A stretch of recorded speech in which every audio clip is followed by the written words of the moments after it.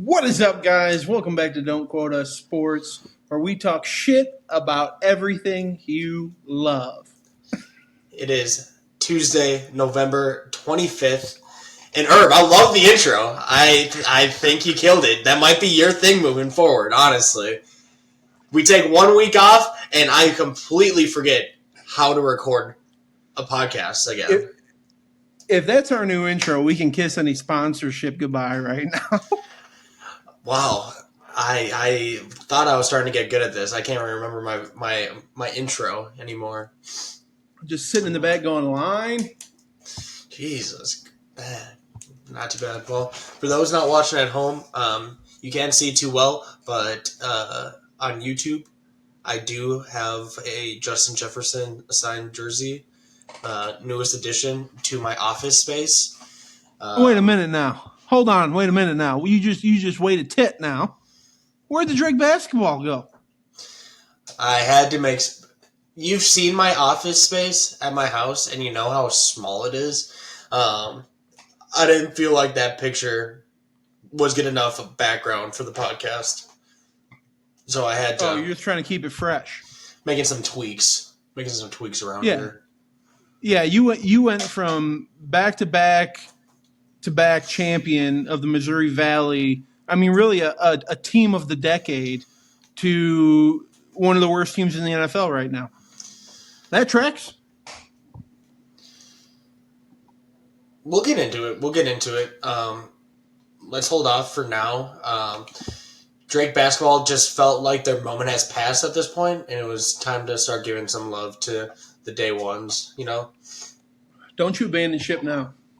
Justin Jefferson has been there for a lot of bad moments in my life. So, just remember that. All right. Anything you want to talk about before we got into sports? I've got an issue lately. You have a lot of issues lately. And, well, yes, but this is a big one, okay?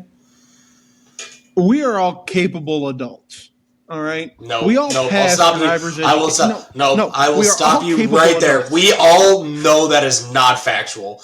Like, my wife had said the other day something about common sense. I'm like, Rachel, at this point, that is just not true. There's just people that don't have common sense.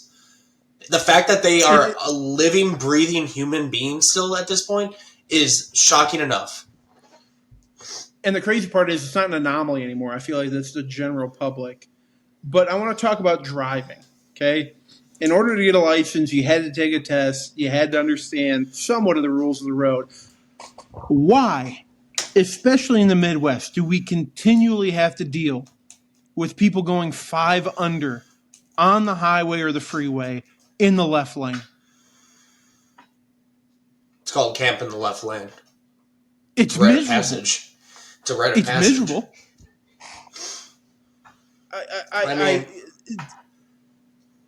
Herb, I'll be honest. I would take your issues of driving in Des Moines, Iowa, every day of the week compared to the shit I have to deal with here in Charlotte.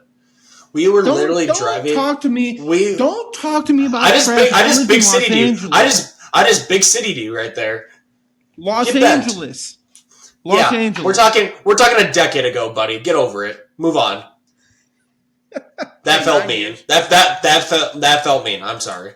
I'm having a rough week, and you're going to take that shot, dude. We were literally I forgot. I think we were going to a movie like a week ago, and we're driving these like back roads in Charlotte. Well, it wasn't in Charlotte. We're going somewhere else, but we're driving these back roads, like 1-lane highways, whatever. We finally get to the next city, so it starts opening up a little bit, and I could have sworn we were on this road all by ourselves. We pull up to the first stoplight we've seen in probably 25 minutes to this lady. So then it went from a 1-lane to a 2-lane and then a turn lane to our right. This lady comes up to our left and just starts screaming, "Oh yeah, motherfucker, you want to keep riding my ass in that shit? I'll fucking shoot you! Come up here and say that shit! Say that shit to my face!" And I could have sworn she was yelling at me and Rachel, and I was fucking tweaking. And then all of a sudden, Buddy in the turn lane is yelling right back at her. And I thought I was going to catch myself in a situation I never thought I would see myself in. So yeah, you can miss me. You can miss me with that. You can miss me with that Des Moines crap. Here's what and this is such an outrageous thought to have, but boy, has it crossed my mind over the last couple days. I may be living in a simulation. I may be in a Truman Show situation. Tell me now if you're an actor. Are you a paid actor? No? Oh no, I've been thinking this. I've been thinking the same shit though. But hold on. Every time I drive somewhere, especially when I'm running late, and I mean not like super late, like just a little late, it feels like every traffic light and every left lane driver is against me. It has to be orchestrated. There's somebody pulling these strings to just beat the hell out of me on my commute to work every day. It's a really rough way to start the day going in on a Monday. Yeah, that's fair. I mean, that is just just a thing. Whenever you're running late, that's when that shit happens. But whenever you have all the time in the world, you're hitting every single green light. Oh, yeah. A casual drive to the grocery store, I don't know if I touch the brakes. Yeah, law of the land, law of time. You know how it goes. It's been driving me insane. And I'm not going to be like a road rager guy. That's not really my shtick. But boy, do I get where it comes from. Holy cow. It just feels like the traffic of Des Moines is against me. They've all colluded together. Everyone's working in unison. And they said, hey, fuck that Erb guy. Bloody people have been preaching that shit for years. I mean, yeah, shit, there's a laundry list. Jump on in. They got a whole club. Haven't you always been curious why your ears are always perking up? That's all the people talking about you. I just assumed it was about my boyish good looks and my charm. Yeah, for all that chest hair got everybody talking hot and heavy. I don't have a lot. You got more than I do there, big fella. You got none. I've got a little. I've got a respectable amount. But Erb, I know you had to work on Sunday, which fucked up. I'm sorry to hear that. But there were some good games in the NFL that I'm sure you caught up on and were trying to catch a little bit at work while you could. So I figured first I want to just give an updated playoff seeds to show you kind of what we're looking at heading into Week 13. So in the AFC, we got New England, Denver, Indianapolis, and Baltimore as your division leaders. Then we got the Chargers, Jaguars, and Bills all at 7-4. And then just on the outside looking in, we got the Steelers, Texans, and Chiefs. Moving over to the NFC, we got the Rams, Eagles, Bears, Bucks. For now, asterisks, we don't know, depending on what happens in the Panthers game tonight. Panthers might be in first by the time we're done recording. Those are your current division leaders. And then in the wild card spots, we got the Seahawks, Packers, 49ers. On the outside looking in right now, Lions, Panthers. And I'll say the Cowboys, but I don't know about that. But I was having this conversation at work, or I don't know anymore who a true contender might be. There might be one or two true contenders right now in the NFL. Otherwise, it just seems like everybody is kind of like clustered up together in that same tier where anybody could beat anybody each week. Any given Sunday, right? I suppose so. Al Pacino reference for you. No, and I think I think it's fun, but it's like it feels chaotic. It feels alarming for a lot of people of how jumbled up this race is. And I think it has a lot to do with the fact of like preseason, we were sitting here talking about the Bills are a lock, the Chiefs are a lock, the Eagles are a lock, the Packers are a lock. Like, we were so set this offseason coming in.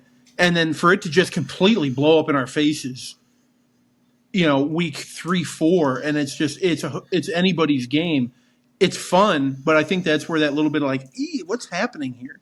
But then again, we should have known it because the first game of the year, that Bills-Ravens game, was so electric and so all over the place that it was foreshadowing what we've gotten to this point.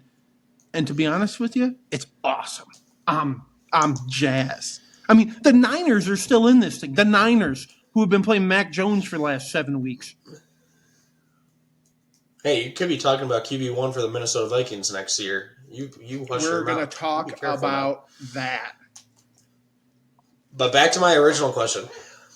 Who do you think are true contenders? If gun to your head right now, who do you think truly could win a Super Bowl right now?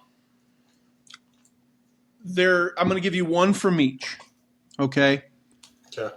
The AFC is going to be the Indianapolis Colts, and it's because of all the things that we continually talk about. They are surgical. They are methodical. They're doing all the things right. They're going to get caught every now and again, and that's okay. But I think that I'm going to put them in the lock category on the AFC side. That might be a little bit of a stretch, but people are going to have to suck that one up. The Patriots come to mind, but they're still really, really young. They're still super young, but I'm going to go Colts. NFC, and this is a team that hasn't got enough love this year, that is dominating, and they showed it last night, and that's the Los Angeles Rams.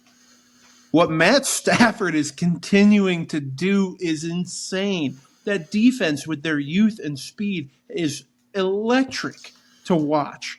So I'm gonna go Colts. I'm gonna go Rams. Yeah, see, I was going to put the Patriots into that bucket, but then they had their entire left side of their offensive line go out on Sunday. They're saying Will Campbell hopefully will be back. He's not hopefully not out for the year, but hold your breath on that one. We can't guarantee that. But that was really the team. I am starting to fade the Colts, I think. I might be fading the Colts, and I'm going to get into that in a second. If the Bills can't do it, if the Bills cannot do it this year of all years, where you have a fraud Indianapolis Colts team, an injury plagued Ravens team, Jaguars team, frauds. Maybe we'll touch on that one. Broncos don't know how to play offense, and then the Patriots, who I do like, but I don't. It might be a year too early type of thing. Like, I'm not scared of anybody in the AFC, literally. Which is a crazy statement. Which is we were sitting here 13 weeks ago, that I would have said we need to quit this podcast because you don't know what the hell you're talking about. But I agree with you now. But then looking on the NFC side, you'd be like, oh, okay, AFC might be struggling a little bit. That means everybody's over in the NFC, right? The only teams that I truly have confidence in the NFC, the Rams, the Seahawks, and I'm still throwing the Lions in there. I still think the Lions could beat you. They just have too many weapons on the offensive side. I know their defense has struggled of recently, but I still really like the Lions. But really, those are the three teams I'm most confident in right now. I would have put the Patriots in there if it wasn't for the injuries. But even saying that, like, I can't say it with like a ton of definitive, like, I can't definitively be like, yeah, Super Bowl for sure. One of those teams will lock it. Yeah, no, I get it. And you mentioned the Colts. You think they're fraudsters. I think a team that is a bigger fraud right now is the Philadelphia Eagles. I think that's a fraudulent team right now. I think that's a team that can't figure out what the fuck they are anymore. They're a concerning team, and not in a good way. Yeah, they've taken over from the Dolphins of just, and it's crazy saying this after, yes, they had the meltdown on Sunday after they had just won 4 in a row though, but they might have taken the mantle from the Dolphins of worst vibes in the entire league. Like they are 8-3 and at each other's fucking throats. They're at each other's throats as an 8-3 team leading your division by 2.5 games. And they make it seem like the goddamn world is falling around them. Yeah, you would think they were 3-8. You would think they were 3-8. The way that team's been presented to us, a lot of it has to do with AJ Brown, but now we're starting to see like more fractures along the way. I mean, they were talking about firing the OC, and then this morning they come out and say, "No, we're going to keep him around," despite how bad that was in the second half. Philly is starting to splinter, and I think it's going to lead to an implosion. This is a hot take. Don't quote us right here. Eagles don't make the playoffs. They will make the playoffs. Probably, but I want to get in early just in case. They have a 2.5 game lead in the NFC. And I don't think the Cowboys' defense is miserable. There's no way they're making the playoffs. So okay, let me amend. 1 and done. I'll change it to 1 and done. That's fair. 2.5 point or 2.5 game lead. First round, quick exit, and not a pretty game whatsoever. Not like we lost it on the field goal. We could have had it. I'm talking about an ugly first round loss.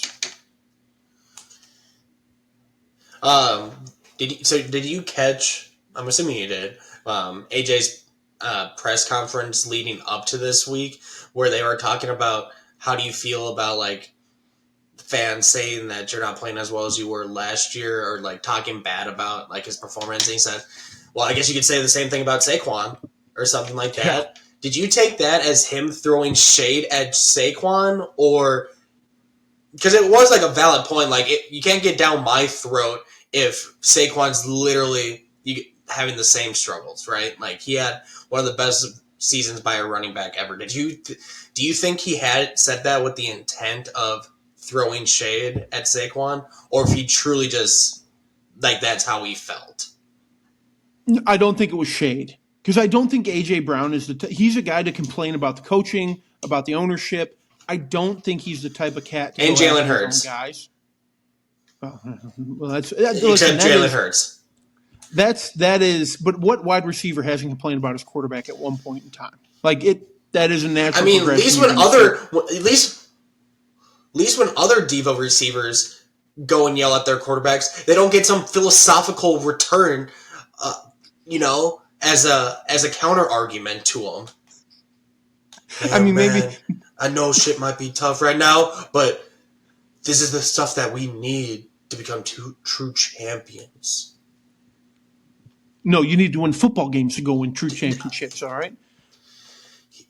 He just feels so unserious in the way that he interacts with all of his teammates. Does it feel like he's like trying to meme it out? Like he's trying to become a social media post when he's doing that type of stuff? Dude, I swear to God, he has to be. Like, he just he's literally... You'll do his game film study or whatever, and then he's also fitting in 15 to 20 minutes of just coach phrases or philosophical phrases that he can work into conversations. Like it's when you like teammates before you do media, and they're like, "Hey, I bet you $10 you can't sneak the word hippopotamus into your presser here." He's playing a game by himself. He's like, I bet I can't work this one in there.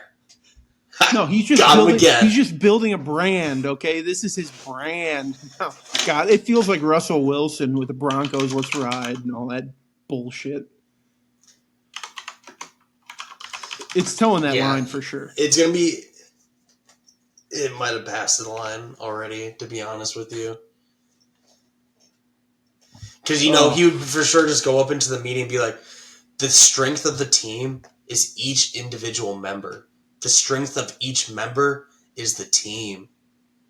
He said that? Did he say that? Baby. Did he say that? See? And the fact that you question it and you don't even know is the problem. No, I typed in leadership quotes on Google and read that off.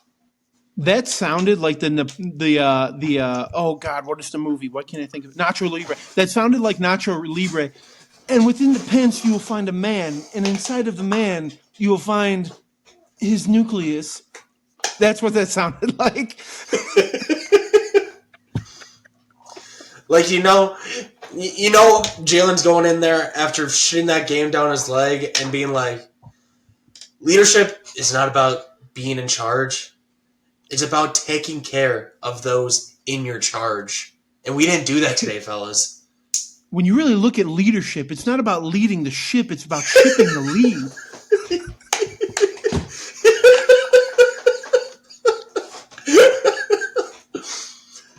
And it's just it's the worst city. It is the worst city in the NFL to have that type of action going on in your backfield.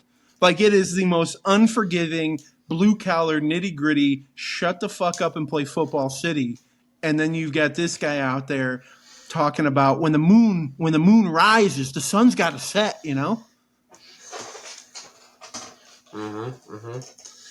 Yeah. So fuck the Eagles. Get that shit off my TV. It's literally the soap operas. You know when you're when we working individuals are actually at work, and there's those soap operas that are playing for the 70-year-old grandmas that have nothing better to do. That's the Eagles season playing out in front of us right now. Yeah, it's Days of Our Lives. It's General Hospital. I mean, pick one. It's one of them, and it's embarrassing. Yeah, A.J. Brown, time might be ticking there with the Philadelphia Eagles. Flipping back to the AFC, because I already made a point of it. Did the Kansas City Chiefs save their season yesterday? Yes. In a massive way. Yeah. I mean, the difference between 6-5 and 5-6 is... it may not seem like a lot to the general listener, but that is a massive difference in both standings and mentality inside of the building. Well, I think everybody had said for them to feel comfortable about making the playoffs, they probably have to aim for 11 wins, right? So that would have involved them going 6-1, including that game against the Colts. And people were probably thinking that was going to be one of the harder matchups for them as well. Sure. So the fact that now it feels a lot better saying you only have to win 5 of 6 rather than 6 of 6, to finish the season out. They close out the season. Thanksgiving, this Thursday, they have the Cowboys. Then they got the Texans, who should have C.J. Stroud back for that game, although I don't know if that's a good thing. The Chargers, Titans, Broncos, Raiders. So I can probably say there's 3 of those games that they will be favored in for sure. Yeah. It will be, and then they got the Chargers and Broncos. Both of those games are at home. Thank God. So it's doable, but that was the performance from Patrick Mahomes that we had been missing so far this year, where he essentially willed his team to victory. And I know it's been getting pounded down everybody's throats in the media because we even brought it up in the offseason. Kansas City was far too good in one-score games last season. They were 10 or 11-0 in one-score games last year, and we almost got destroyed on social media when we brought it up, saying, "Hey, expect a regression. Like, that just doesn't happen year over year. You can't expect them to go 15-1 because this is the reason why they went 15-1." Then obviously they were, I think, 0-5, 0-6 in one-score games up until this game. And this was their first one this season. So now it kind of makes sense because you look at all the underlying stats, they're almost identical, honestly. It's just a bounce going a different way this year compared to last season, But I will say Real quick, with Pat I knew it Mahomes, was coming. The Chiefs defense is coming alive like they always do, though. Second half of the year. no doubt. But is there call for concern that, yeah, they came back in a nitty-gritty overtime win? Pat didn't throw a touchdown in this one. That feels very, Yeah, he very actually had out there, abnormality.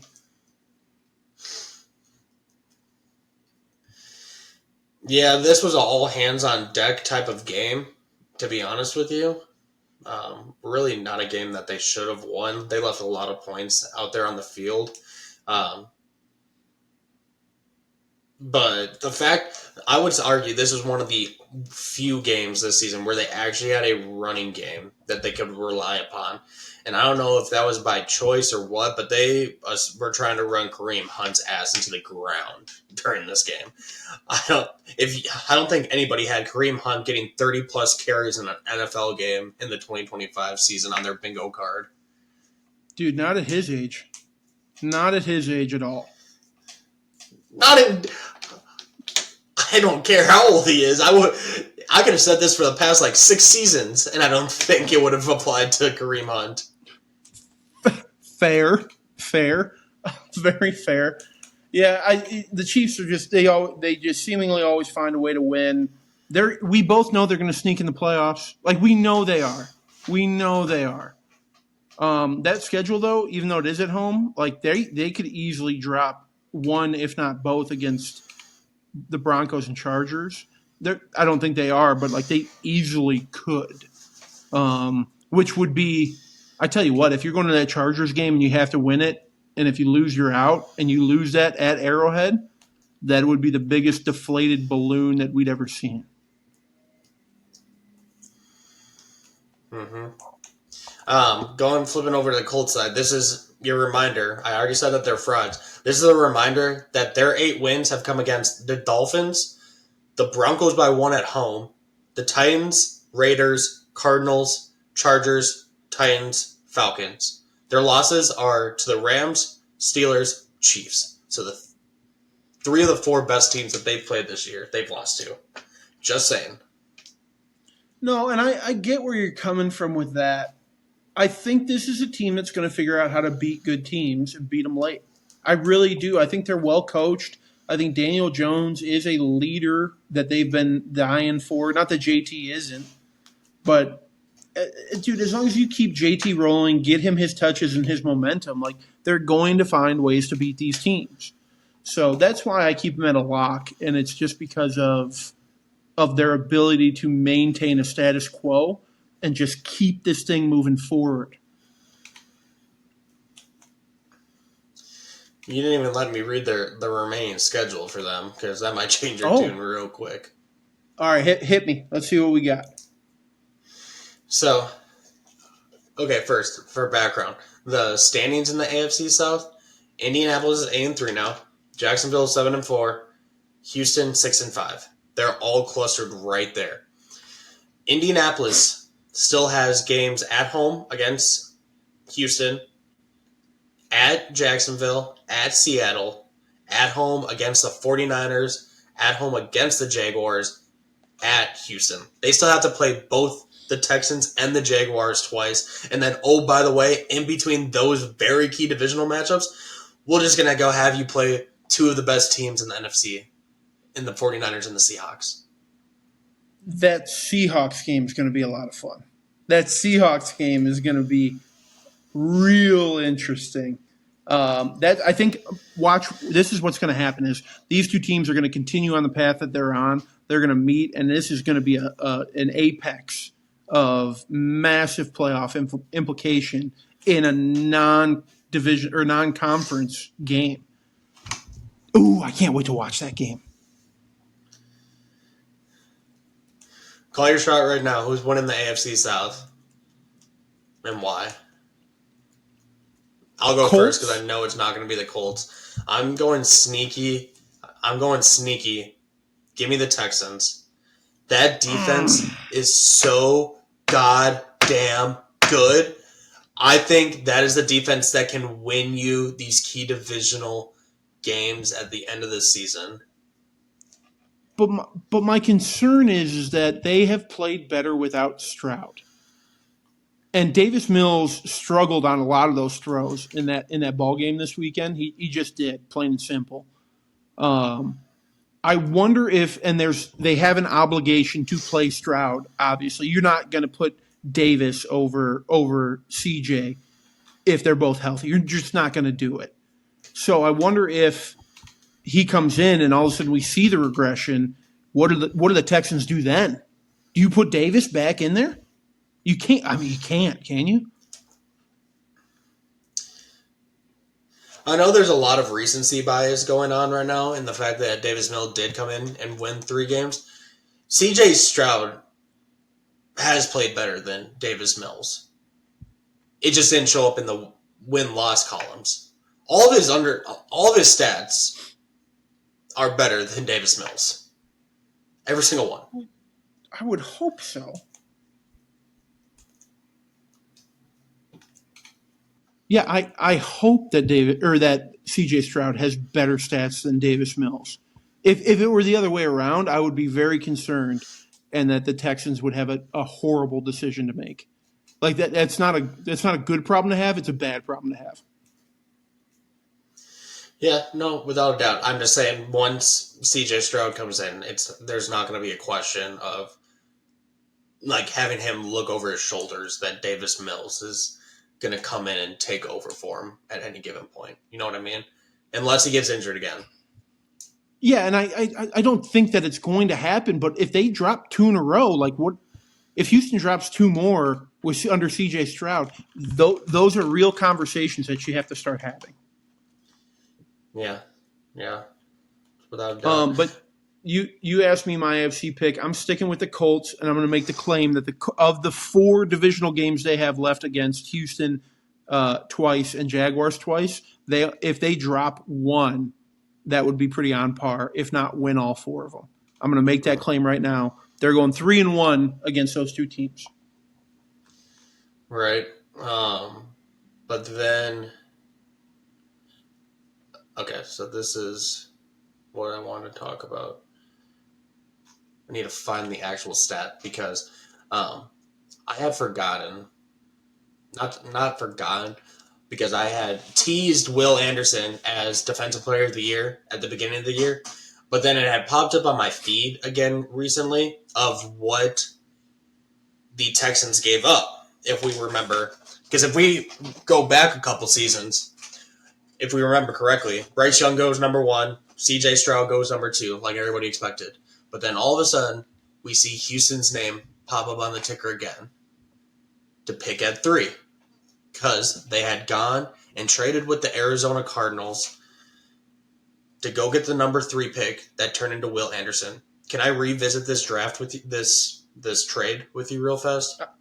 I would love to. Okay. So, the Texans received the number 3 overall pick and then the 2023 4th round pick. So they got a 4th round pick in that draft as well. I'll come back to their side in a second. The Cardinals received the number 12 pick in that draft, which turned into Paris Johnson, who so-so. Great pick. I think it's a great pick. The number 33 overall pick, who traded to draft BJ Ojulari and Garrett Williams. So they must have traded that back. Then they got a 2024 first round pick that turned into Darius Robinson. And then a 2024 third round pick, Elijah Jones. Who? So then the Texans obviously received Will Anderson, who has been nothing short of phenomenal. Now officially has 10.5 sacks this season. Now has 28.5 total in his career. Not even 3 years. And then that 4th round pick that I had mentioned, that turned into Kalen Bullock, safety, who, if you don't remember from this weekend's game, didn't have just 1 interception, didn't have just 1 fumble recovery. He also had a game-sealing interception. Leads the team in interceptions with 4. So, nice little throw in there for him. I would say that trade worked out pretty well for him. Yeah, Texans win that trade all day. I love Paris Johnson and what he's going to be in the NFL. Those other guys are kind of no names for me. No, I mean, Houston, you've got a legit starting safety. You've got a potential defensive player of the year that we all knew was going to be a freak. We all knew he was going to be, coming out of Alabama, that he was going to be something special, but we knew it would take a little time to develop. I think you guys up in Minnesota are thinking Dallas Turner could be the same thing. Maybe. We'll see. No, Texans win that trade all day. Problem is, Texans don't have an offensive line. That's true. Yeah, I really hope Dallas Turner becomes good. So do I, to be honest. Can we jump to it? That would really suck if both of our 2024 first round picks turn into complete duds. Yeah, and we're going to talk about that here in a second again. But can we jump to a game that I think we have to eat a little crow, and we need to own up on this, and we need to just recognize that I'm not saying this is a monumental change in our philosophy, but the Cleveland Browns and Shedeur Sanders. Give me your take. What is your thought? Because I'm going to add a grain of salt to anything you say with the fact that they played the fucking Las Vegas Raiders. Correct. And I don't want to sit here and talk about like, oh, shit, the Browns found their guy in the 5th round. He's been sitting there. I'm not about that life, okay? But what I do want to recognize is that Shedeur Sanders has taken a lot of shit from everybody, including us. And I don't think it was undeserved, the way that he came out of college and the way that he acted in college. It wasn't undeserved flack. But I think a lot of us need to take a step back and recognize that this is a young man who went out and played a decent football game against a bad team and helped his team go get a win. The vibes were different in Cleveland during this game. There was a little hope in there. So with Shedeur, I don't know that Shedeur is going to be a long-term starter in the NFL. Do I think he should start the rest of the year? Why not? It's working. But again, I think, and the bigger point of this whole thing is, I think the Cleveland Browns hate Shedeur Sanders. I think they hate him. And the reason being is, you've got a rookie quarterback in his first start, goes out there and gets you a win. And you don't give him the game ball after the game. Shame on Kevin Stefanski for that one. I listen, if you don't like the kid, that's fine. You have to acknowledge what he did on Sunday, and that is he went out and won a football game, which is something that has eluded Cleveland since the dawn of man.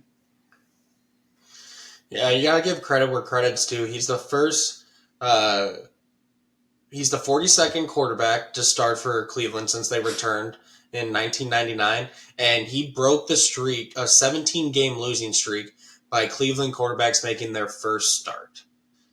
So, I mean, you have to give credit. And yes, I do agree. You have to give him the rest of the season at this point, because what we saw from him this week was leaps and bounds above anything we saw from Dylan Gabriel in his 5 starts with Cleveland.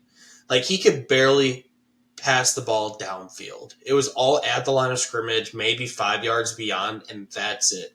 Shedeur, love him or hate him, the one thing that he can do is he can push the ball downfield with accuracy.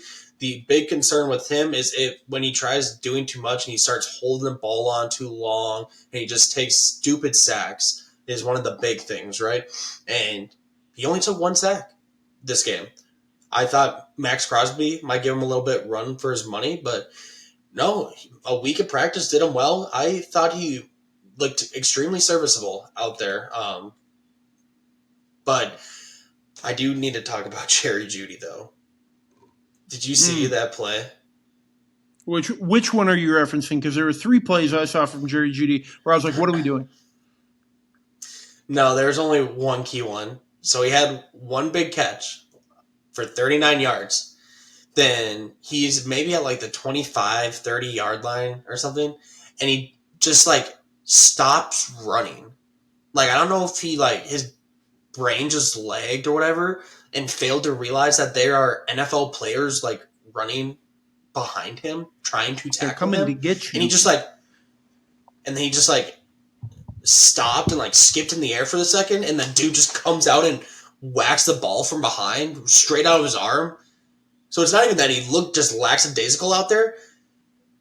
The dude just tapped the ball out of his arm. It wasn't even like anything egregious or anything. Just what? So Jerry Jeudy, that dude sucks. That dude sucks. What has become of that young man? Because at Bama, I'll tell you what. Go ahead, tell me. What do you think's going on with Jeudy? It's the fact that he can't catch the ball. Well, then buy a goddamn jugs machine at the house and take 1,000 reps a night. What are we doing here? You're a professional football player. Fix it.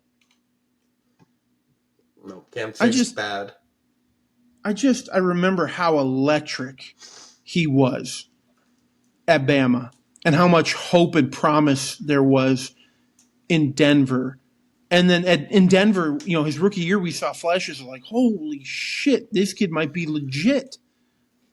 And then there's some attitude issues, and there's some work ethic issues, and there's a few off the field incidents. Nothing monumental, but enough, and it's just, and then they move him. I think this is a guy that maybe Denver should have tried to develop in terms of developing a man and developing who he is as a person as well as a football player. Maybe Denver giving up on him too early has stained what he's going to be doing in the future and what he has done since leaving Denver. So I had high hopes for him. I tell you what, that Alabama receiver class has had their struggles. Devontae Smith is a really good guy. Yeah. People used to say that about Henry Ruggs too. I don't know if they were ever saying that. Somebody did. Somebody somewhere did. Real quick, I have one more take on the other side of that football game, real quick, and it can be brief. First, we got to shout out Myles Garrett. We've been talking about the sacks record for a hot minute now, and we just got the name wrong. Myles fucking Garrett is just unreal at this point in what he is doing. Got 3 more sacks in Sunday's game, which brings him to 18 through 11 games this season, which set the record for the Browns organization, and he still has 6 more games left to play, and he is going to shatter the NFL record, which is currently at 22.5. He might touch 30 at this rate. He's going to break it. I think he's going to break it, and I bet you he breaks it in 3 games. Erb, his last 4 games, he had 3 on Sunday, 4 the week before that, then a modest 1, and then 5. The last 4 weeks, he has 12 sacks. Yeah. And listen, we have talked smack on Myles, and it had nothing to do with the football ability. It had everything to do with the finances and attitude, whatever it may be. Myles Garrett is a generational all-timer at this point. I'm not upset whatsoever when he breaks this thing. I think it's going to be like a rightfully so. It's not some guy that that's the guy that broke it. I think the entirety of the NFL is going to be really, really okay and really happy for Myles Garrett, especially having done it in Cleveland. Because that Browns organization needs something to hang their hat on, and having the single-season sack record, that's a huge win for the Browns organization. Yeah, and then you're going to look back at it and be like, wow, he won back-to-back Defensive Player of the Years for a team that won a combined 6 games. I'd be interested to know how many football games Myles Garrett has won in Cleveland. I can look that up. It can't be a lot. While you dive into whatever you had to say about the Raiders real quick. This is a take, and it's one I make begrudgingly. Um, I think the Okay, Raiders. before you say it, Myles Garrett record. I don't know if this isn't as. I don't think this is going to be as bad as you think it was. So he's played 120. What's this stat going to say? Because I'm going to say two different things. 127 games. Can I guess the wins? Can I guess the wins? Can I guess? Yeah, say 128. 128. That's how many games he's played. I'm going to say 55 wins in total. 52. Hey. You're like right there. I don't know if that was better or worse than what you were expecting. I thought it could be as low as like 38 to 42. I really thought that. I'm glad it's above 50, but has not won a lot of football games. That 40% win percentage. I wonder when he gets in the Hall, will he be like one of those guys that he's a Hall of Famer with one of the least amount of wins all time. But let me talk on these next. All right, let me talk these Raiders real quick. I say this begrudgingly. I say it not in a happy way. There's an option in Vegas, and it is full implosion and a complete reset, and I think it has to happen.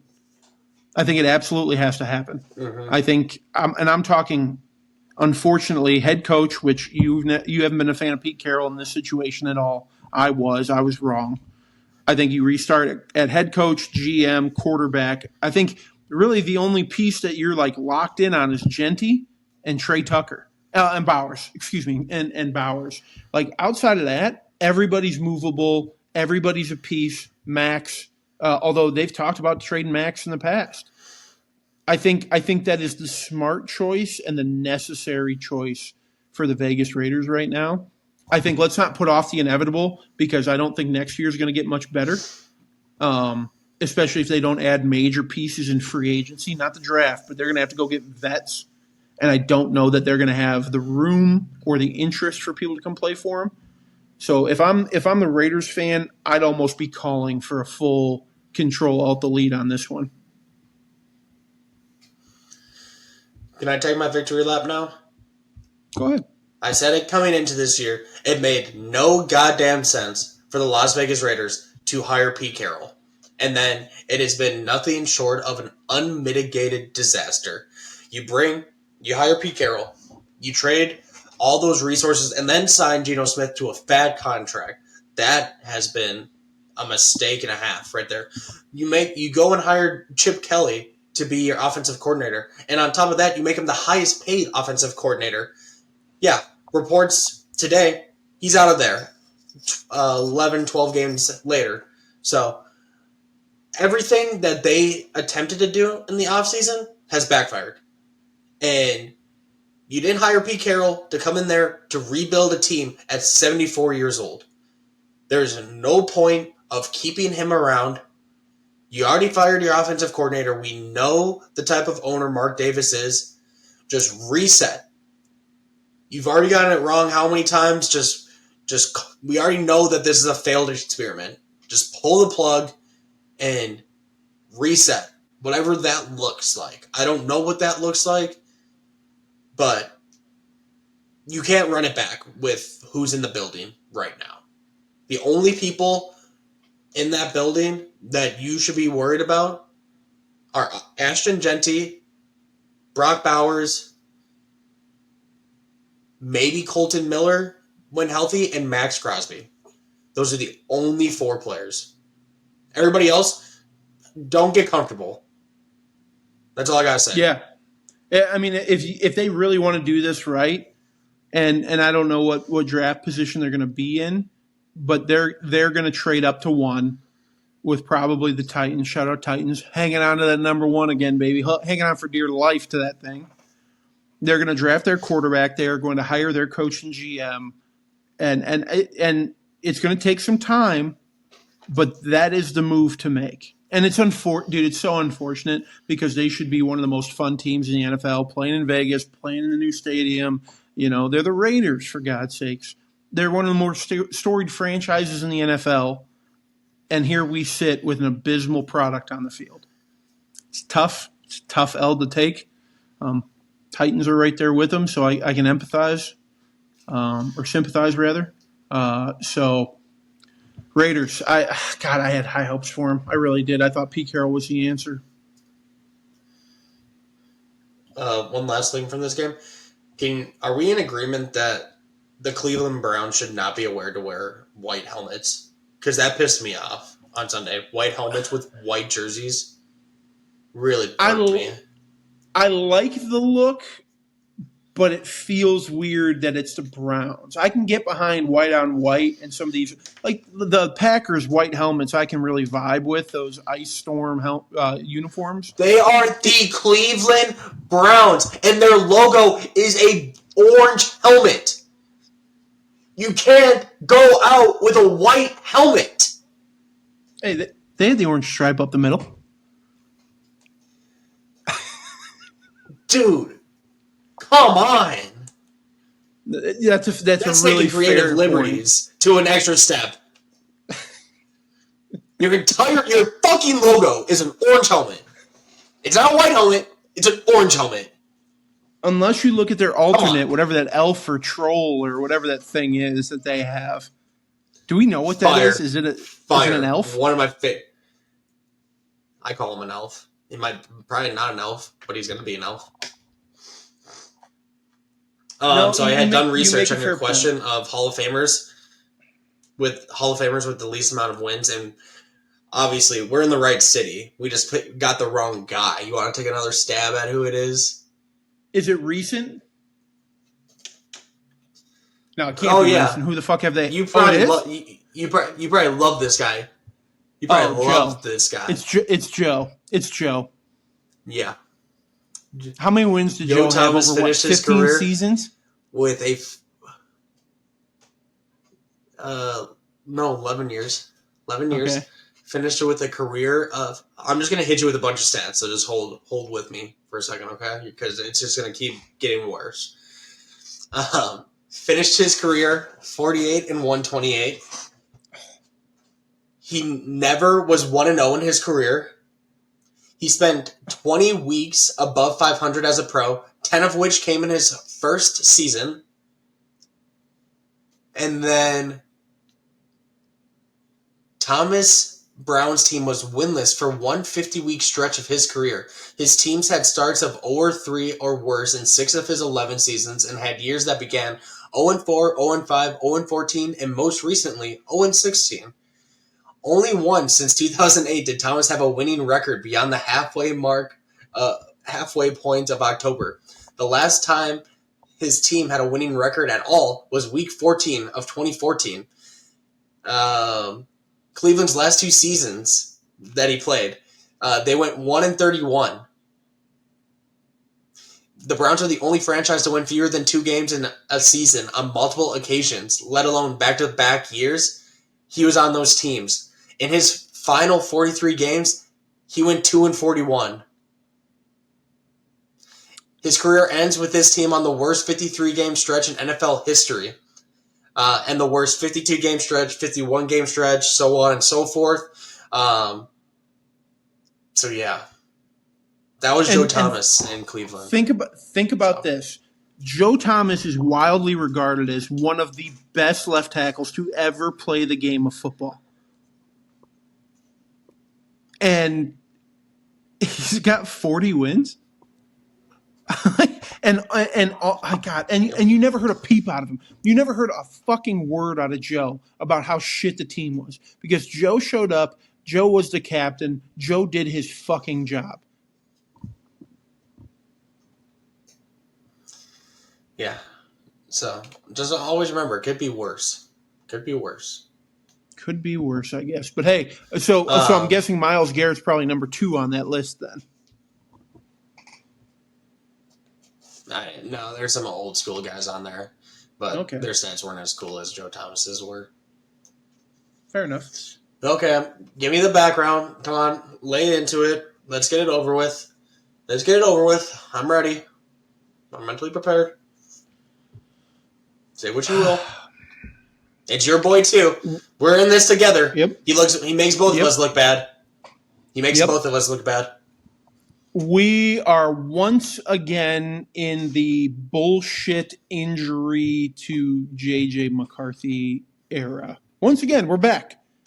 I don't think he's actually concussed. I think it's a nightmare. I think this thing is a shit show. I think Justin Jefferson is inches away from saying, I need out of this motherfucker. I think that the Vikings are a sinking ship. And I think they're going to be fine in the long run with JJ McCarthy as their quarterback, which is a take you're going to absolutely hate. I'm not ready to be completely out yet. I've got major concerns. I'm not fully prepared to toss him out the window with the wash. I'm not. Herb, how can you possibly say that? Yes, he's played 6 games. Great. He's gotten worse in those 6 games. You're supposed to get better with more reps. He's gotten worse. Herb, he finished with 87 yards this week.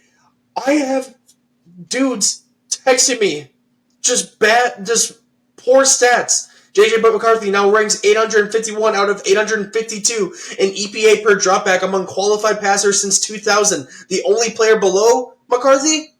Jamarcus fucking Russell. Herb. If you're in the same breath as Jamarcus fucking Russell, it means you're not good. It doesn't matter how long you get. I have seen enough. Burn the jersey. Tell me I'm wrong. No, I completely get where you're coming from.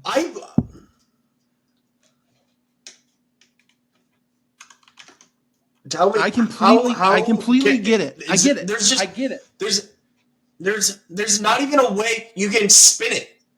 There's not even like somewhere you can spin it. Be like, oh well, if you like people will point to what Josh Allen did in his rookie year and how bad it was. Josh Allen was also mobile as shit and just ran over dudes and scored a shit ton of touchdowns that way. JJ McCarthy gets touched and he falls over. And then he's got a mysterious appendix injury or some shit. It's more like a bruised fucking ego. Probably.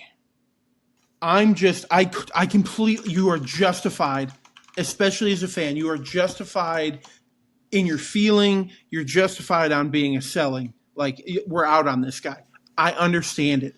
I think some of it's the offensive scheme, some coaching. And don't get me wrong, JJ has played bad. Flat bad. It can only how can you physically He's say 6 games in. He's 6 games in, dude. He is 6 games in with a piss poor run game. How can you say it's the coaching? Kevin O'Connell, who's notorious, is one of the coaches that is most notorious for going heavy in the pass game. You know what he did to try and insulate fucking JJ McCarthy during this game on Sunday? He ran it almost 60% of the time in Sunday's game. He had -4 net passing yards in the second half of a game that we were down double digits for almost the entirety of. The fact that we keep throwing JJ McCarthy out there and putting his development over the other 52 dudes at risk of alienating them, the risk does not seem, or like the juice doesn't feel like it's worth the squeeze at this point. If it risks Jefferson demanding a trade at this end of the season, or turmoil in the locker room, or God forbid they go and fire Kevin O'Connell because JJ looks bad, which I think would definitely be the wrong decision. But you see where I'm getting at? Like, I feel like we very quickly could be looking back at this season and be like, that's where it all went south for the Minnesota Vikings. And we're stuck in a decade-long turmoil. They ran the ball 17 times with running backs. What kind of game plan is that for an essentially rookie quarterback who is struggling? That's a shit game plan. It's a dog shit game plan, as a matter of fact. Run the fucking ball. Herb! You want them to run the ball when they're down double digits in the second half? You should have 17 carries in the first half, for God's sakes. 17 total carries by running backs is an obscene stat and a failure at the coaching level. A failure at the coaching level. And I listen, I like you're it. also I like you're also looking at the number of carries. Do you know how many plays we had? Do you know what the time of possession is? Oh yeah, you had like on a majority of our drives. It's not like we're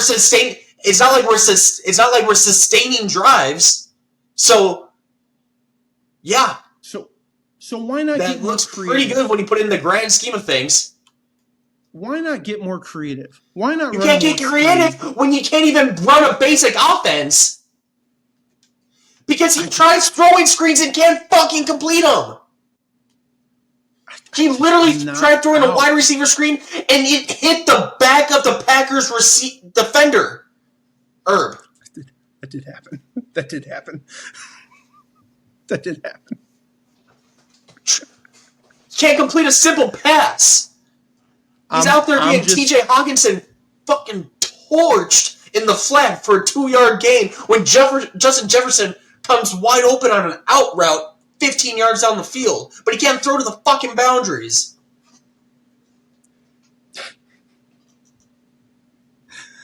He did throw that screen into the back.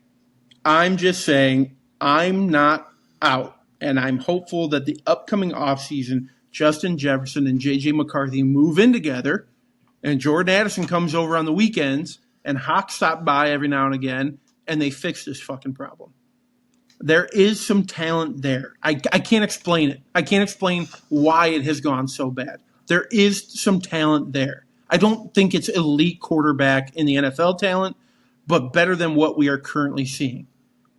I have to believe that from everything. I've watched the kid play football at Michigan, and I get it. It's college versus the NFL. I understand that argument. But there is some ability there. Why can Kevin not get more out of this kid? I don't know what Kevin O'Connell needs to do, but that's an off-season problem. You can't fix whatever's going wrong with him with what's left of this season. All I know is it looks like Max Brosmer, our backup rookie quarterback, is likely to get a start at Seattle on Sunday, which is going to go one of two ways. And you ready? I'm going to lay it out for you. It's going to go just as bad as JJ's played in recent weeks, which is, as we know, pretty fucking bad. Or what we are going to see is an Brock Purdy type situation who comes in for in front of his highly touted first round quarterback and proceeds to operate the offense tenfold better than JJ McCarthy ever could have dreamed of. And now all of a sudden we're in a quarterback controversy where we're debating whether or not we should be benching JJ McCarthy for our undrafted rookie quarterback who started his career at Maine.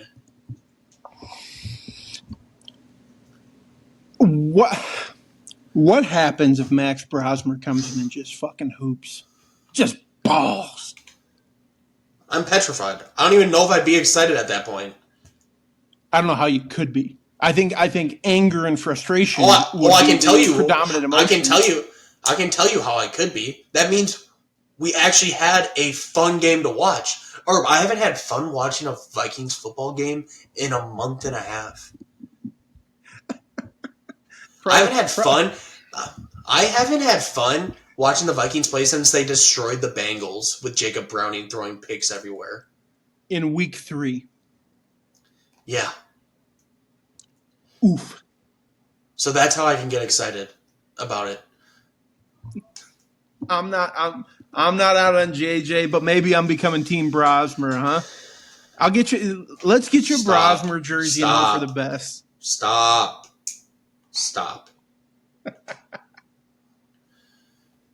Okay. That's NFL. Switching gears over to college football, Irby. Do you want me to do a quick recap of the scores real quick to Yeah, get you back up to speed on everything? Please. Okay, just the top 25 because I don't care about none else. Ohio State 42-9 over Rutgers. Texas A&M 48-0 over Samford. Georgia 35-3 over Charlotte. Oregon wins the Battle of the West Coast 42-27 over USC. Oklahoma continues their death march with another win, 17-6 over Missouri. Notre Dame could have probably shown up with their JV squad and a bunch of equipment managers and won this game, win 70-7 over Syracuse. Alabama over Eastern Illinois, 56-0. BYU 26-14 over Cincinnati. Utah holds on in a tough one, 51-47 over Kansas State. Miami sticks around in the ACC picture, 34-17 over Virginia Tech. Diego Pavia makes a late bid for Heisman, wins 45-17 over Kentucky. Pittsburgh with the upset of Georgia Tech, 42-28. Texas wins after it's probably a little bit too late, 52-37 over Arkansas. Michigan keeps their season alive, 45-20 over Maryland.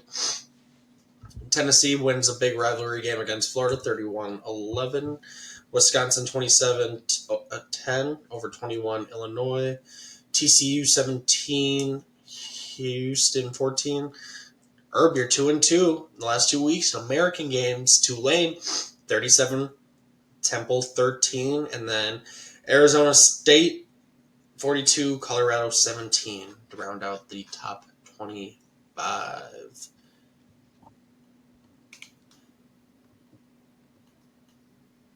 I want to go back to the Vandy Kentucky game real quick.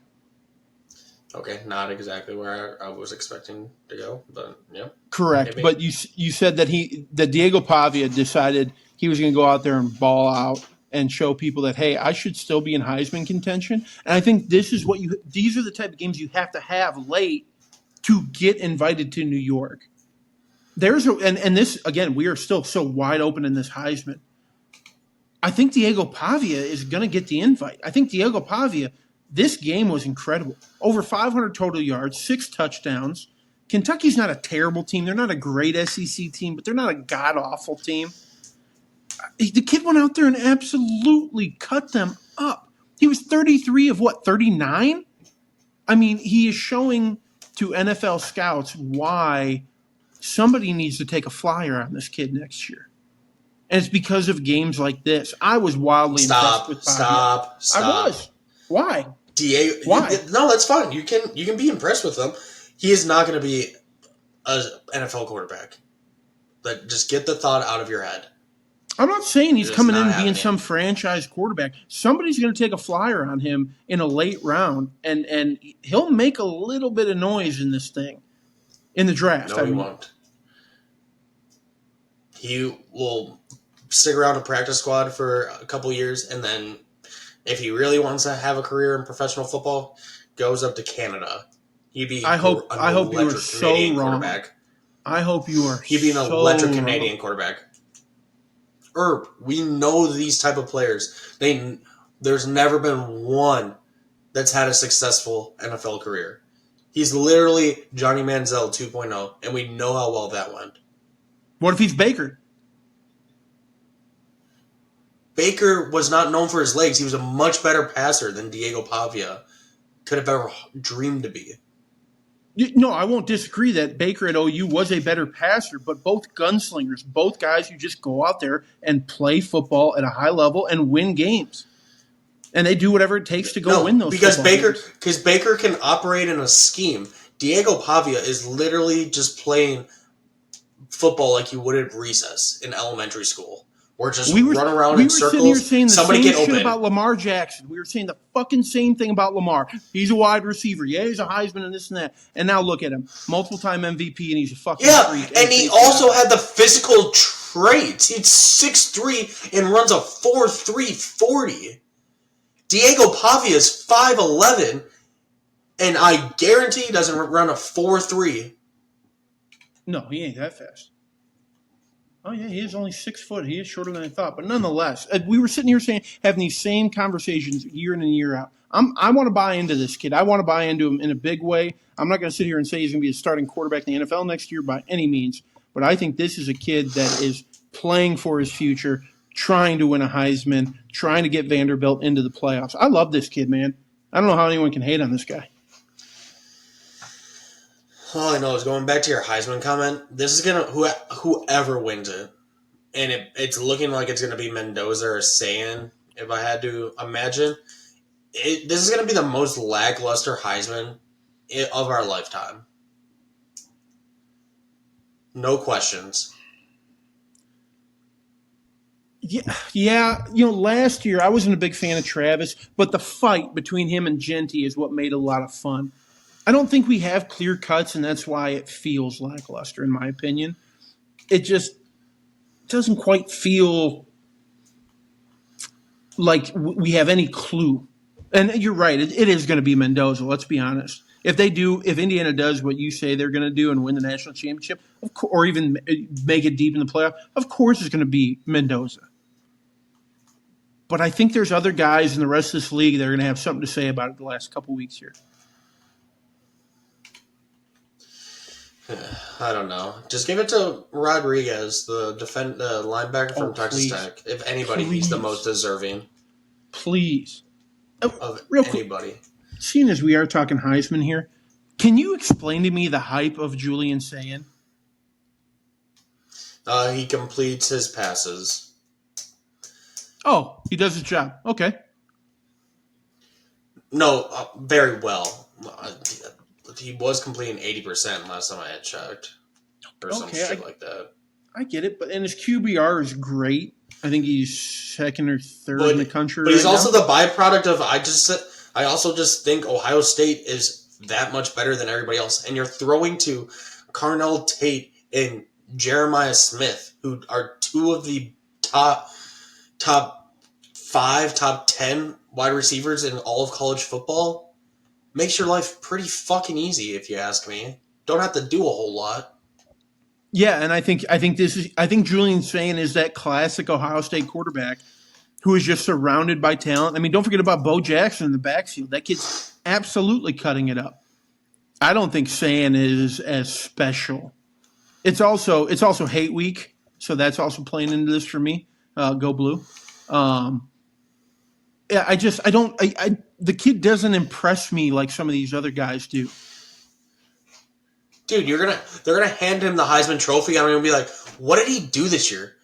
He doesn't have one singular moment from this season where it's like, oh yes, like we can look back in 5 years and be like, that was like his Heisman moment.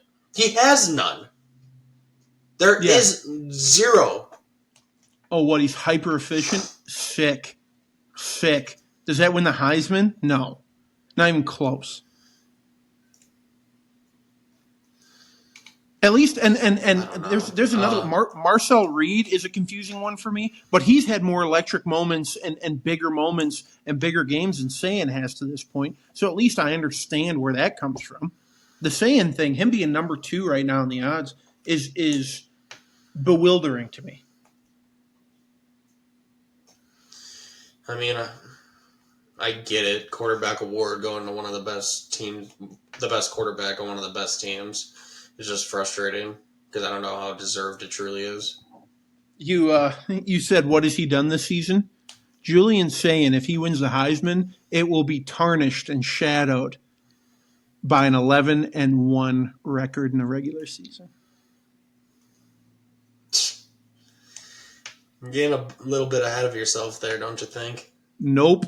Michigan doesn't lose to Ohio State in this era of Michigan football. It's not going to happen. It's the Wolverines all day. It's Go Blue all day. Calling it now, right now. Ohio State doesn't win this ball game. But then, Erb, if we look at from a playoff picture, I'm going to go through kind of what the predictor's saying, because I think we can start locking some of these teams, and let me know if you disagree with any of them as I go through them, okay? So in the lock category, I think we got Ohio State, Indiana, Texas A&M, Georgia, Oregon, Texas Tech, Yeah. Ole Miss, Mm-hmm. Oklahoma, Okay. Notre Dame, Yeah. Alabama, Yeah. Yeah. Yes. and then saving one spot for your group of five, who I'm calling. This isn't lock territory anymore. My locks probably stop. My definitive locks: Ohio State, Indiana, Texas A&M, Georgia, Oregon, Texas Tech, and Notre Yep. Dame. Those are my locks. Locks. Um, it's going to get interesting depending this weekend what happens in the SEC as to who else makes it. I think Ole Miss wins, they clinch, they're in. But if they lose to Mississippi State, that's going to be interesting because then they drop into that 2-loss group as well, and their wins probably aren't as good as either Oklahoma or Alabama's. Alabama's interesting as well because they look like they are primed to make it to the SEC championship if all the games go as predicted. Then the question becomes, and this will make for a very interesting case study if it does happen this way. Alabama makes the SEC championship game, right? Let's say they lose. Now they have 3 losses compared to these other teams that only have 2 losses. Are they going to get knocked for losing that extra game in the SEC championship game? Right. It's tough. It's tough to penalize them for making it to the SEC championship. You would think that both teams would be involved in the playoff that are coming out of the SEC and probably the Big Ten is what you would think would happen. It makes me think of teams like Utah. Utah's playing Kansas. They're going to get the dub. They're going to be 10-2 in the top 10 in the country. Does Utah get in a 2-loss Utah over Alabama? No. No, because of the strength of schedule, 100%. But those type of conversations are coming if they do lose that SEC championship. If you're Bama, just shore this thing up and make sure you get the dub. Easier said than done. And then that's when we start getting into true doomsday chaos scenario. Let's say Texas Tech. I think they've already clinched a berth in the Big 12 championship. I could be wrong there. I'm assuming they will. But let's say they end up losing the Big 12 championship. I can confidently say that they are making the playoffs still. Even if they lose the Big 12 championship over to BYU or Utah, whoever it might be, I still think they make the college football playoff. So then do 2 Big 12 teams make it? But yes, so then that would knock out one of these SEC teams, is what I'm saying. Nightmare scenario. Bama wins, Georgia loses, Texas Tech loses, BYU wins. What do you do then? Exactly. Ugh. Exactly. Wow. That is an interesting scenario. Yep. And then we still don't even know what's going to happen in the ACC at this point. It'll be interesting where the rankings come and how high up they move JMU and North Texas. Because if we start getting in that territory of where those rankings align, ACC might not be making it still. Yeah, I kind of had that feeling after Saturday of oh boy, ACC's not going to have a team in this thing, which is nuts. Again, I don't agree with that, but the way it's shaking out. Because you can keep seeing it in the way that the committee is ranking them. They keep putting Miami at 13, meaning that they like Miami and nobody else in the ACC. And Miami essentially has 0 shot of making it to the ACC championship. Well, especially So, because they're going to lose. I'm calling it. They're losing to Pitt. I mean, it doesn't even matter if they lose to Pitt. They could win to Pitt. They still need Virginia to lose to Virginia Tech, and I think they need somebody else to lose too, just to make it to the ACC championship game. They need SMU to lose. They need SMU to lose, and they need Virginia to lose just to make it to the ACC championship game. And that's a tall order. It's a real tall order. I would hate to not see an ACC team in there. I just would really hate it, but I understand it in its current format. I get it, but I want Georgia Tech in this thing, dude. I want to see Georgia. I want to see the Ramblin' Wreck go do something in these playoffs.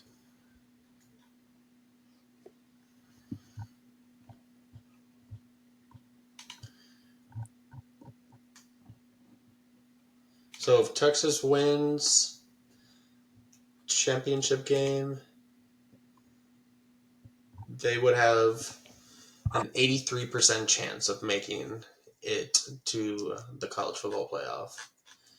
Let's see. You want to do the simulation if Texas Tech, if they beat West Virginia, but then lose its conference championship game, their odds to make the playoff, still an 81%. So, yeah. Pretty much guaranteed.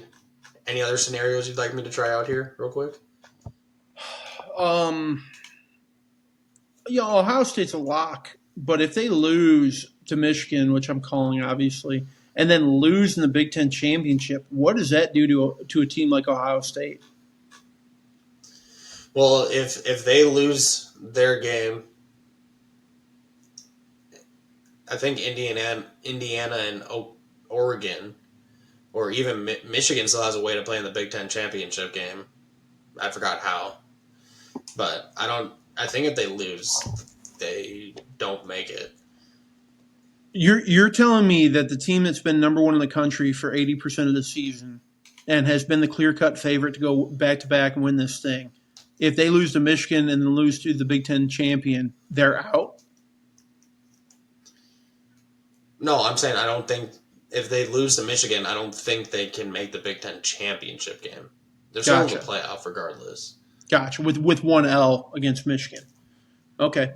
That makes more sense then. I didn't know if the Michigan game was just a pride game or if it actually had Big Ten implications. No, other than that, I mean, it's just the ACC Michigan, mess. Yeah. It will be very interesting, to say the least. Also, can we talk about, I don't know if you had caught it, the LSU Senior Day activities? I saw the after. Brian Kelly's son is on the team. I didn't realize. And he's an offensive lineman or some shit, I think. That dude is so tone deaf. It is unreal. He's like, shout out my boy. And then he has written on his shirt, free BK on his white t-shirt. I'm like, and he's doing it with like that fake ass Southern accent again. I'm like, dude, read the room. The fact, why? I would have been out. It's not like he plays either, you know? So it's like, the second Daddy gets the fucking hook, I'm out of there too. Why would I stick around? Now, was Brian Kelly there to walk his son out on senior night? No. I mean, that's such a tough spot because it's so awkward and brutal, and to not be able to walk your kid out on his last football game's even tougher from a dad standpoint. But like, I think that was the right call to not be there, right? Oh, yeah. It would have completely taken the moment away from his son, which is what it's supposed to be for. Yeah. And I'm sure LSU faithful would not have been like, okay, let's give him a half hour of let's be chill and let him enjoy this moment with his kid, and then we'll rip him apart. I don't think that would have happened. Right. But no, he just looked like an idiot. Free my dad. Like, free my boy. Free my boy. It's your dad. who got fired, is getting a free $50 million not to coach. Yeah, I don't feel bad for you, buddy. Come on. I did see a photo of it, and I guess I didn't realize it was his kid initially. Mm-hmm. And then the other big news, college football, James Franklin has a job a month after getting fired. Didn't take long. Were you shocked with it being Virginia Tech? Were you thinking he was going to hold out for a bigger job, or was this unsurprising to you? If you roll back the footage, if you roll back the footage, I said I thought that an Oklahoma State or a Virginia Tech could be a real possibility, and I'd really like it. I love that Virginia Tech went out and got him. They're going to hand him the keys and say, do what you need to do. We will find you the money. It won't be the Penn State budget you've been dealing with off the jump, but let's go out there, build a team, win some games. We'll get you the money down the line.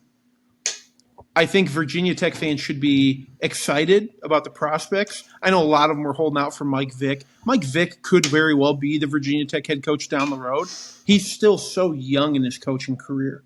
So to come in and hire a proven program builder, and again, expectations of Virginia Tech are so low. You hire a proven program builder, this is going to work out in your favor. But let's not get all antsy in 2 years when they're not competing for an ACC championship, but they're going 500, maybe a 7-win season. They're finding themselves in some bowl games. That's a win.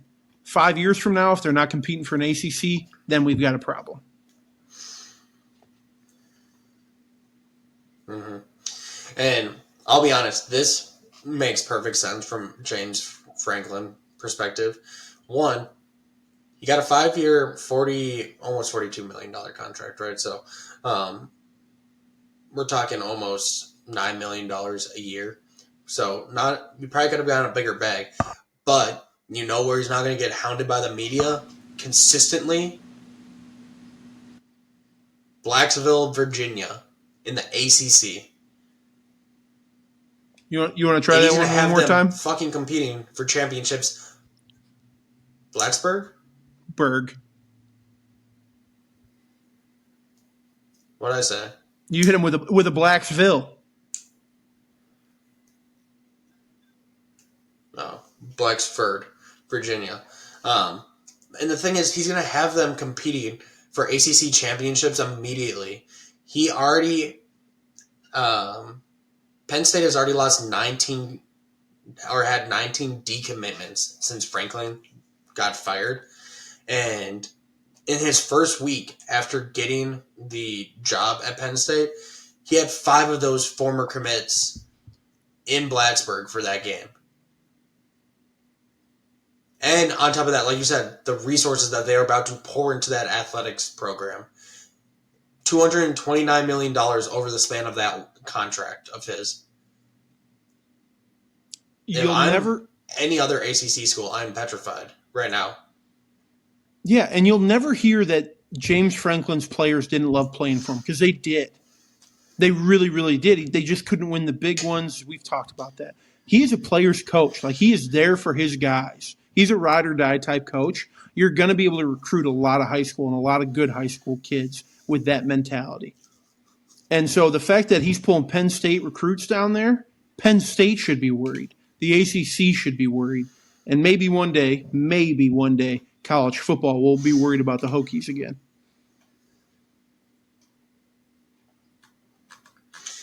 And then the other big news in coaching circles, Lane Kiffin expected to make his decision. Expected is the key word there, on Friday after the Egg Bowl. It sounds like he has open offers from LSU, Florida, and Ole Miss, all in the same ballpark of about $13 million a year and a $25 million budget for roster. What do you think he's going to do? You think he's staying in Starkville, or he's taking his name to bigger and better places once again? I think I've said it before, Lane Kiffin would be a fool to leave. And I'm going to go as far as to say that if Lane Kiffin leaves and has a comparable contract and funding at Ole Miss and he still jumps ship, then I wish nothing but the worst for Lane Kiffin. Because I think that Ole Miss was a soft landing spot for the guy who was in some deep shit in his career.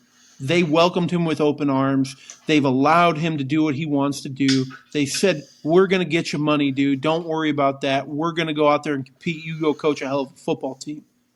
If he jumps ship on this, I pray for nothing but no-win seasons and a quick firing at the next school. If he stays, and I like Lane Kiffin. I like this iteration of Lane Kiffin a lot. If he leaves Ole Miss, I can't support him anymore because it's just a snake bitch move to go chase money. Have we ever seen chasing bags work out?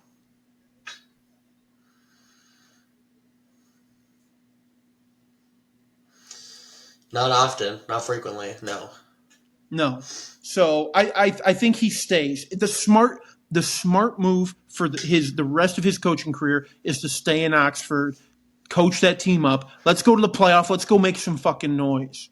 You jump ship to LSU or Florida, good luck. I hope you fail. Oh. But I'm curious, how much do you think Landry Kiffin has a say in where her dad coaches next year? Because if we go back to earlier conversations this season, if he forgot, his daughter is dating the captain of the LSU football team, Whit Weeks, whatever the fuck his name is. So does that play into it at all? You think? I hope not. I think he's a senior. I think Weeks is going to try the junior. NFL next year. Is he not? Ooh. No, he's a junior, and he was injured this year. If you're making your professional coaching career decision based on who's smashing your daughter, that's not a recipe for success. Whoa. What do you mean, whoa? Why are you making it seem like she's a slut right now? Who said that? What did you just say about Weeks?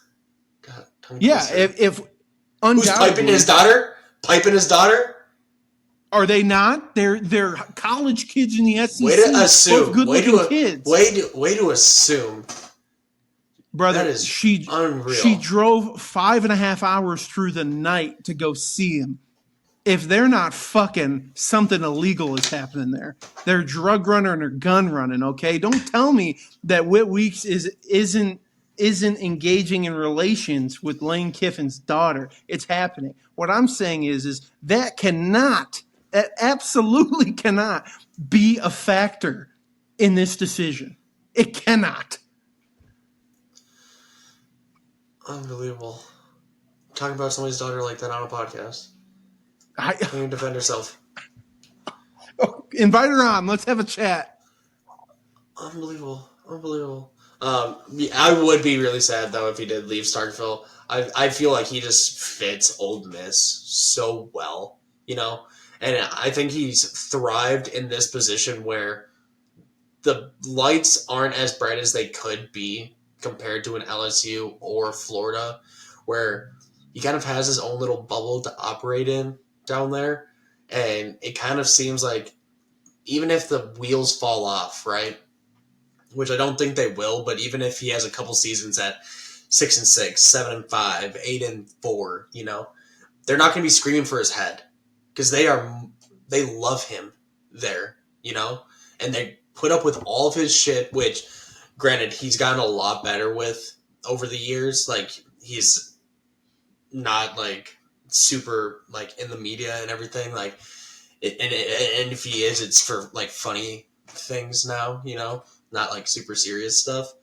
But you go to Texas, or if you go to Florida or LSU, your leash is going to be so short with those two programs. And if you don't immediately come in there and win games and championships, he's going to be doing the same dance again. And why not stay at Ole Miss and not just put them on the map, which he's already done, but solidify them for 10, 15 years of this is a dominant playoff team. This is an SEC champion caliber team every year. You said even if he goes 6-6, do we foresee that happening the way that he's built this program? Because I don't. I think this is an 8-win minimum team moving forward as long as Lane Kiffin's there. He can recruit. They have the funding. Do they have the funding that LSU has? Probably not to the dollar value. It can't be that far off. It just simply cannot. Yeah, but then it gets super interesting though, because let's say Mississippi or Ole Miss wins on Friday, so they'd be 11-1. They don't make the SEC championship, but then Lane Kiffin accepts the job at LSU, for example. Does the playoff committee hold them out like they did Florida State a couple seasons ago once they lost Jordan Travis? Yes, 100% they do. And it'd be a crying shame, but 100% they leave them out if Lane Kiffin is not coaching the Ole Miss Rebels. That's ridiculous, in my opinion. And obviously, I understand. That means we don't get Trinidad. Which would be a travesty for everybody involved, honestly, when we think about it. But I'm also, and let me know if you agree with this, we have a 12-team playoff now. So it should not be subjective anymore, in my opinion. Why don't we go back to a computer formula to figure out the 12 best teams? You don't think OpenAI has something to say about this operation? Why do we just have to have Greg Sankey, the SEC commissioner, shoving down our throat about all these hypotheticals about how the SEC is better than every other conference by leaps and bounds, that Oregon would be a mid-tier SEC school based on all these hypothetical matchups and stuff? Yeah, it's just the SEC boosting SEC. It shouldn't. I don't think whoever runs that committee should be affiliated with any conference because it is clearly a biased system. I would love it, Isaiah, if we had a big show, the CFB preview show, and it is all computer generated, and it takes the 12 best teams. I'm still a fan of the automatic qualifier for conference winners on the Power Four. That's another story. But, yeah, that would be the fair way to do it.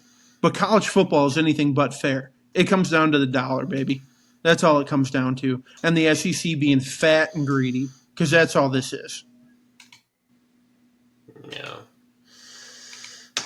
I just feel like there's no reason for us not to have formulas anymore. There's quite literally a formula for everything. Why not this? Luckily, I don't think the formula is too far off. That was before last week's games. You're able to see, like, they still have those rankings, like the formulas somewhere. Yeah. I just am not going to be able to find it now, but I don't think it's as far off from what we have now, luckily. Yeah. Okay, but I'm not going to sit here and try and figure that out right now. Anything else you got, Irby? On college football, there is a Big Ten team I want to just shout out real quick, and that's the Wisconsin Badgers. Turmoil all year. And shout out to the athletic department for, I guess, making a smart move. It's proven itself. They came out and stood behind Luke Fickell and said, Luke Fickell is our coach, and Luke Fickell will be our coach moving forward. What have they done since? Oh, I don't know, beat 2 ranked teams. That's all it took? Was a little turmoil, a little stress, and then a pat on the ass from the university to figure this thing out? I love it. They beat number 23 Washington. They beat number 21 Illinois this past week. Yeah, they had a bad game against Indiana. Shit, almost everybody has a bad game against Indiana. So while I'm not sitting here talking like Wisconsin's going to fuck around and do something, they're not even going to make a bowl game this year. But there's a little bit of hope up there in Madison. And who knew all it took was the school coming out and saying Luke Fickell's our guy.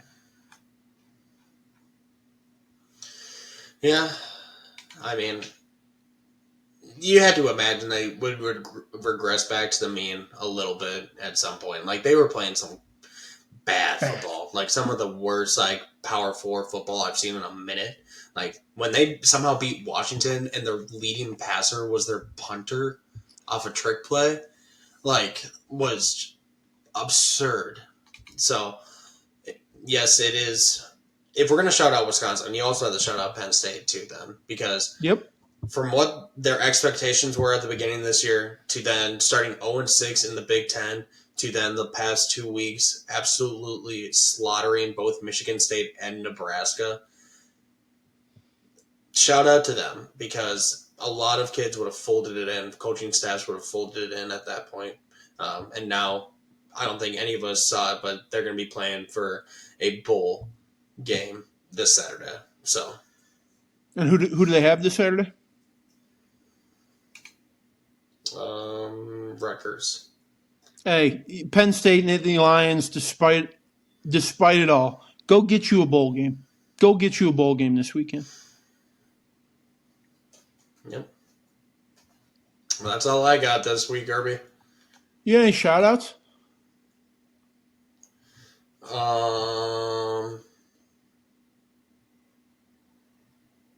No, I don't think I do.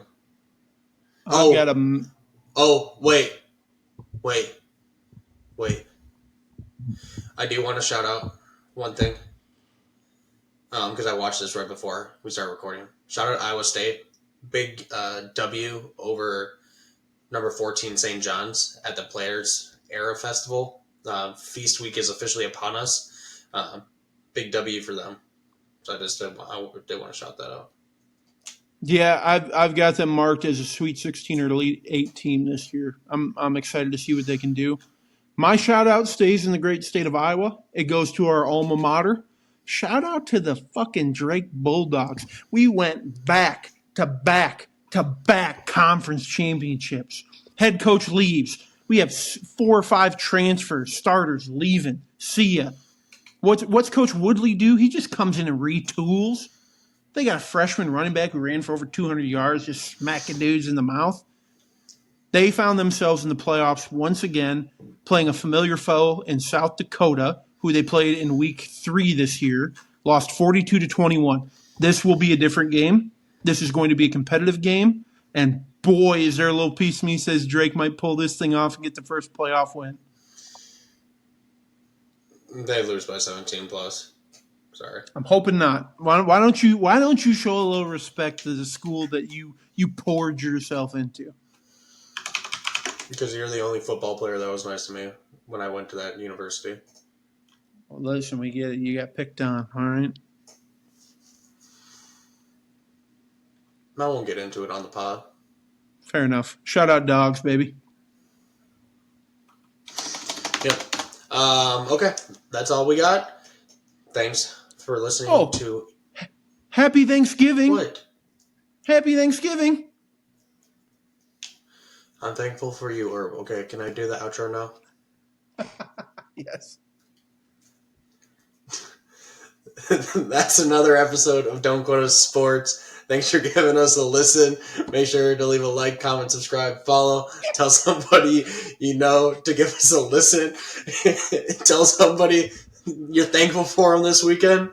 And we'll catch you next week. Peace. See ya.